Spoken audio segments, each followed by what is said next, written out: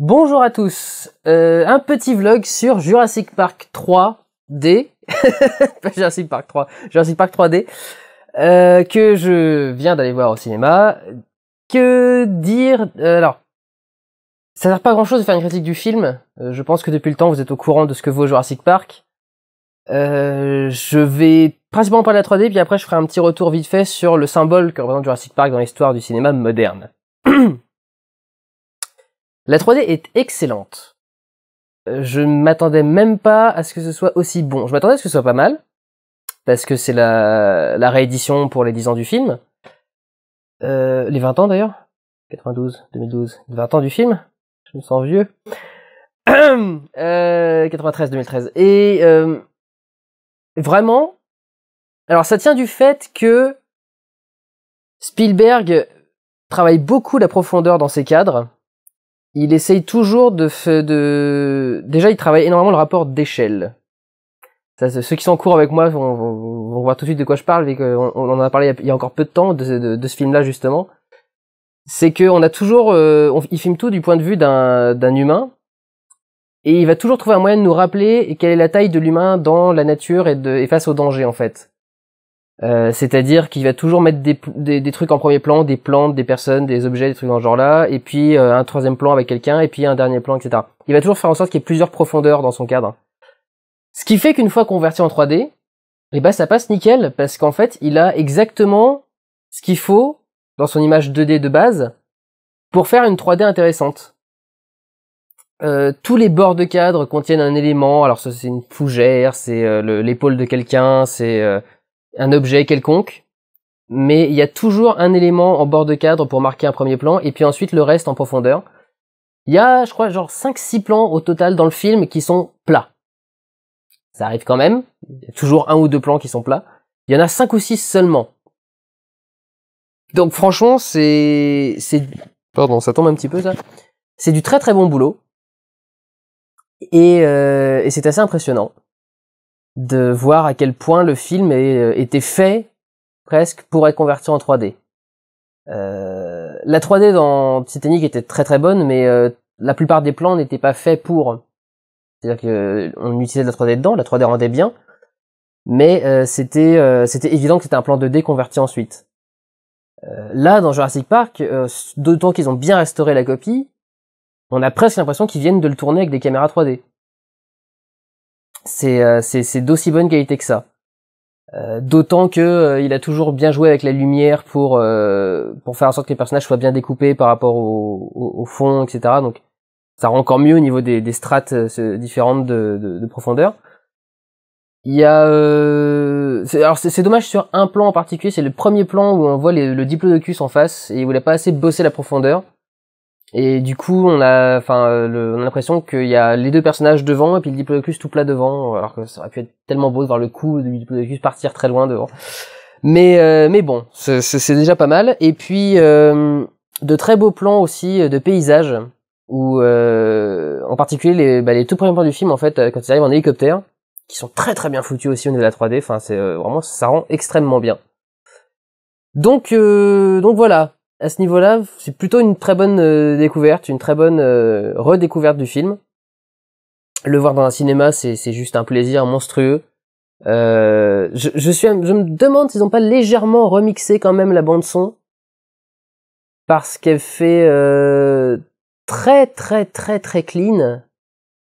Et elle rappelle beaucoup le mixage actuel des films en fait. Ça fait moins. Vous savez maintenant, enfin bon. Je sais pas, j'ai un petit doute, c'est possible que ce soit la piste d'origine qu'ils aient absolument pas retravaillé le son, mais voilà, j'avais cette impression-là. Jurassic Park est une étape importante dans le cinéma, principalement de divertissement, mais pas seulement, parce que c'était la première fois que les effets spéciaux étaient réalisés par ordinateur et rendaient aussi bien, parce que ça avait déjà été fait des effets spéciaux par ordinateur, mais c'était vraiment laborieux pour un résultat pas très intéressant. Et là, ils ont vraiment réussi à bien le faire. Ce qui est impressionnant, c'est à quel point le film était parfait pour être une pierre angulaire dans la technique du cinéma. Ce qui est beau, c'est que toute l'idée du Jurassic Park, c'est le monde moderne, la technologie, face à l'ancienneté ou la nature, comme on veut. C'est très symbolique à ce niveau-là, ne serait-ce quand Nimbri, je crois qu'il s'appelle, le scientifique qui est la cause de tous les emmerdes, quand il se fait attaquer par je suis en train d'essayer de chercher le nom du dinosaure. Le Dilophosaure? Non, c'est pas ça. Bref, quand il se fait attaquer par la petite bestiole, il y a son pot de mousse à raser dans lequel il y a tous les fœtus de dinosaures qui tombent, qui dévalent la colline et il se fait enterrer sous la boue. Du coup, vous voyez, c'est le truc ultra high-tech dans lequel il peut conseiller des petits embryons réfrigérés avec machin, et en plus on le fait croire que c'est autre chose, etc. Et tout ça, en fait, ça sert à rien, c'est recouvert par de la boue, ça va disparaître. La puissance de la nature par rapport à la technologie. C'est assez beau comme la façon c'est illustré dans le film.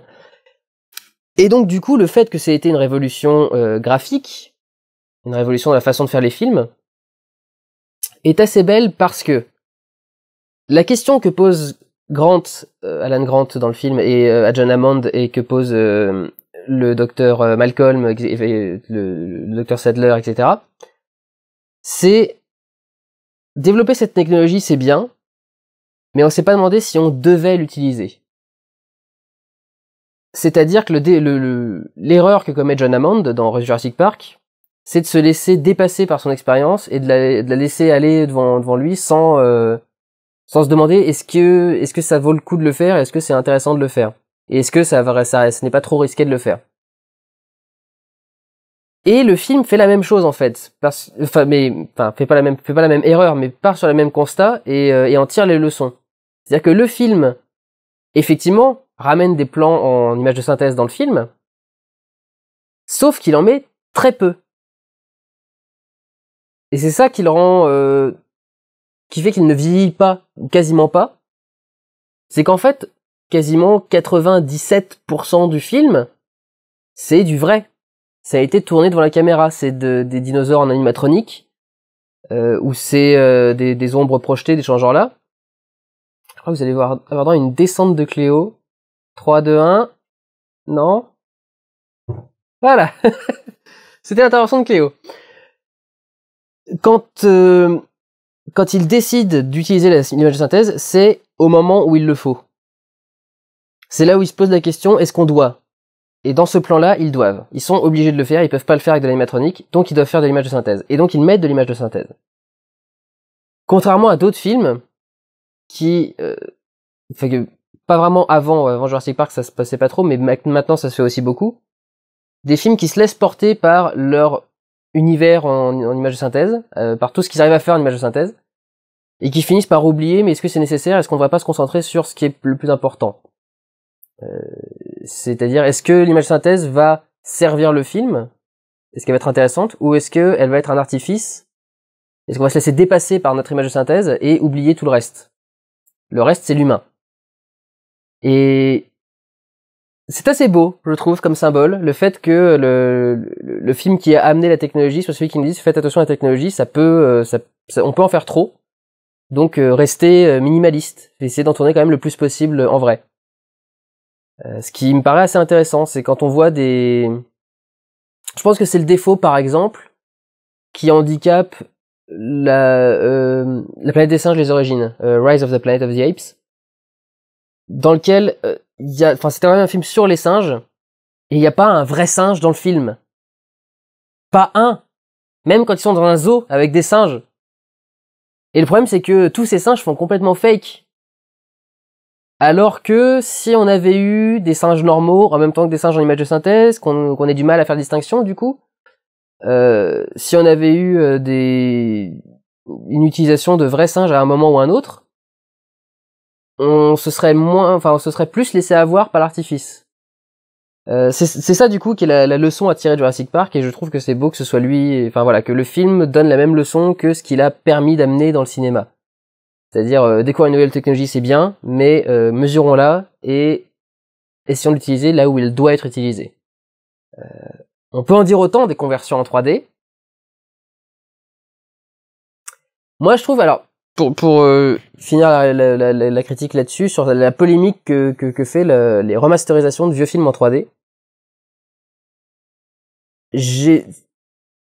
généralement, on ne post-convertit pas des films qui ne sont pas intéressants en 3D. Il y a plein de gens qui disent oui, mais le film n'a pas été pensé pour être tourné en 3D. C'est pas le premier. On peut pas anticiper sur quelque chose qui va arriver des années plus tard. C'est comme pester sur une recolorisation. Le film n'a pas été pensé pour être en couleur, mais on peut y mettre de la couleur. Et si c'est bien fait, pas comme ce qu'a fait comment s'appelle-t-il, ce connard là qui a refait Metropolis en mettant juste un filtre sur chaque image, enfin bref, truc horrible. Mais quand c'est bien fait, bah ça rend bien, et même si le film n'a pas été pensé pour, ça marche quand même. Je trouve que pour la 3D c'est pareil, je trouve que c'est un bel hommage à rendre au film original, parce que une conversion en 3D quand elle est bien faite, comme celle de Jurassic Park qui a été faite sur beaucoup plus de, je crois que c'était 6 entre 6 et 8 mois pour convertir Jurassic Park, presque un an. Contrairement à, par exemple, le dernier Maître de l'air, Avatar, qui a été converti en 3 mois. On voit la différence quand on a fait attention, quand on a travaillé sa conversion, ça rend bien, et c'est un bel hommage à rendre au film. J'ai pas vu Jurassic Park, ce Star Wars en 3D au cinéma, ce que je regrette beaucoup. Mais je pense, faudrait que je vois comment elle est, mais je pense que Lucas a quand même fait attention à sa conversion 3D. Et voilà, je pense que la conversion 3D, ça peut être une belle chose pour un film, ça peut être une bonne façon de rendre hommage à un film, de le ressortir des cartons et d'en profiter pour bien le restaurer, pour qu'il ait à nouveau une belle tête en fait. Donc, plutôt intéressant.